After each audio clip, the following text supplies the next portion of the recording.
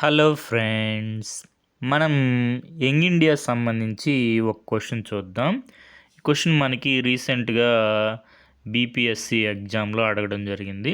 Question వచ్చి the young India A Nationalist paper was started by అని ఇచ్చారు. ఈ క్వశ్చన్ని డిలీట్ చేశారనమాట. ఎందుకంటే ఇక్కడ వాళ్ళు ద అని ఇచ్చారని డిలీట్ చేయడం జరిగింది. Young India A Nationalist paper was started by అయితే మహాత్మా గాంధీ. మనకి ఇక్కడ అఫీషియల్ కీలో వాళ్ళు రీజన్ ఏమని ఇచ్చారంటే the correct name was young India, not the young India. అందుకని క్వశ్చన్ డిలీట్ చేయడం జరిగింది. మనకి గాంధీజీ గారి యంగ్ ఇండియా, అదేవిధంగా హరిజన్, తర్వాత నవజీవన్ అని కూడా ఉంటుందన్నమాట. ఇక్కడ మనకి న్యూస్ పేపర్లో చూసుకున్నా కూడా యంగ్ ఇండియా అని ఉంది.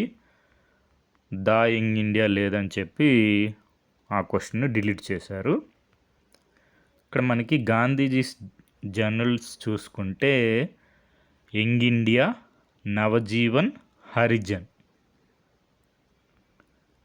తర్వాత మనకి ఇక్కడ చూసుకుంటే యంగ్ ఇండియా అనేది మనకి బై వీక్లీ ఉండేది వీక్లీ చేశారనమాట. బొంబాయి బేస్డ్ ఉండేది. తర్వాత మనకి గాంధీజీ గారు చెప్పడం వల్ల అహ్మదాబాద్కి మార్చారు. అదేవిధంగా నవజీవన్ కూడా గాంధీజీ గారు ఎడిటర్గా ఉన్నారు. Young India, Navjivan. తర్వాత మనకి ఫిబ్రవరి 1933లో గాంధీజీ గారు హరిజన్ ఇంగ్లీషు, హరిజన్ బంధు గుజరాతీ, హరిజన్ సేవక్ హిందీ స్టార్ట్ చేయడం జరిగిందనమాట.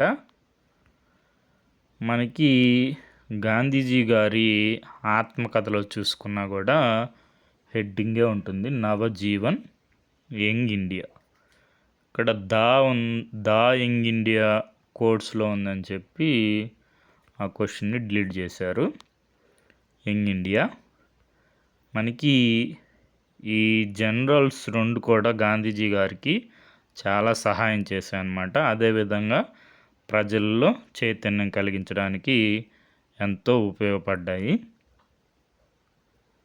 మనకి సోర్స్ వచ్చి MK Gandhi an autobiography or the story of my experiments with truth. Okay friends, thank you for watching.